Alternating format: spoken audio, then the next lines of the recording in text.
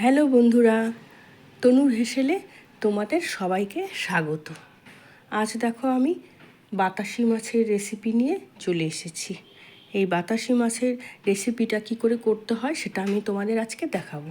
তো আমি বাতাসি মাছ কেটে ধুয়ে সুন্দর করে ধুয়ে লবণ হলুদ মেখে রেখেছি।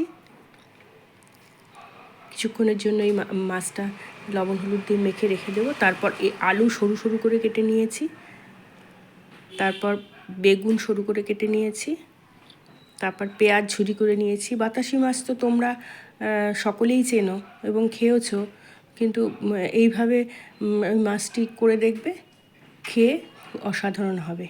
এবার আমি বেগুনটাকে কড়াইতে তেল দিয়ে একটু লবণ হলুদ দিয়ে আলাদা করে ভেজে নেব। এই মাছটা খুব নরম তো, একসঙ্গে করা যাবে না, তাহলে মাছ গলে যাবে। এবার ওই কড়াইতেই আমি আলুটাকেও আলাদা করে ভেজে নেব। লবণ হলুদ দিয়ে আলুটাকে একটু লাল লাল করে ভেজে নেব। এদিকে একটা মশলা রেডি করে নেবো। এর মধ্যে দিয়ে দেবো কালো জিরে, টমেটো, কাঁচা লঙ্কা দিয়ে আমি একটা পেস্ট করে নেব। এবার আলুটা ভেজে লাল হয়ে গেছে, এবার ওটাকে উঠিয়ে নেব। এবার ওই কড়াইতেই তেল দিয়ে আমি মাছগুলোকে এক এক করে সব ভেজে নেব। মাছগুলোকে অল্প অল্প করে এইভাবে ভেজে নিতে হবে, লবণটা দিলে মাছটা লেগে যাবে না। এবার সব মাছগুলোকে অল্প অল্প করে ভেজে নেব।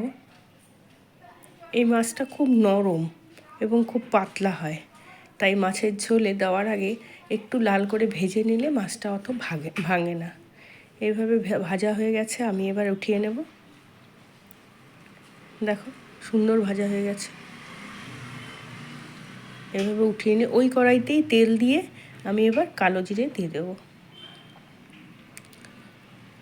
এই চচ্চড়িটা আমি কালো জিরে দিয়েই করব। এবার কালো জিরে দেওয়া হয়ে গেলো, এবার পেঁয়াজটা দেবো। পেঁয়াজটাকে আমি লাল লাল করে একটু ভেজে নেব। তোমরা দেখবে, দেখে কমেন্ট করে বলবে কেমন হলো, আর একটা লাইক এবং শেয়ার করে দেবে। আর নতুন বন্ধুরা আমাকে একটা সাবস্ক্রাইব করে দেবে। তারপর যে মশলাটা করে রেখেছিলাম, এই মশলাটা দিয়ে দিলাম। এবার হলুদ দিয়ে দেবো, লবণ দিয়ে দেবো, সব দিয়ে এবার ভালো করে একটু ভেজে নেব। এবার আলুটা দিয়ে দেবো, দিয়ে একটু ভেজে নিয়ে এবার বেগুনটাকে আমি এর মধ্যে দিয়ে দেবো।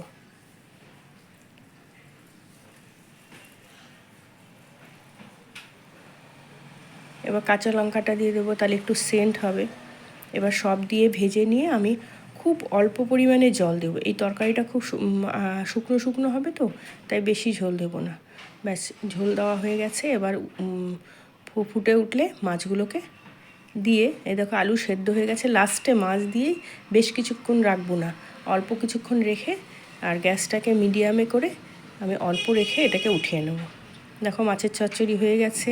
থ্যাংক ইউ বন্ধুরা আমার এই রেসিপিটা দেখার জন্য। ভালো থাকবে, সুস্থ থাকবে আর আমার পাশে থাকবে।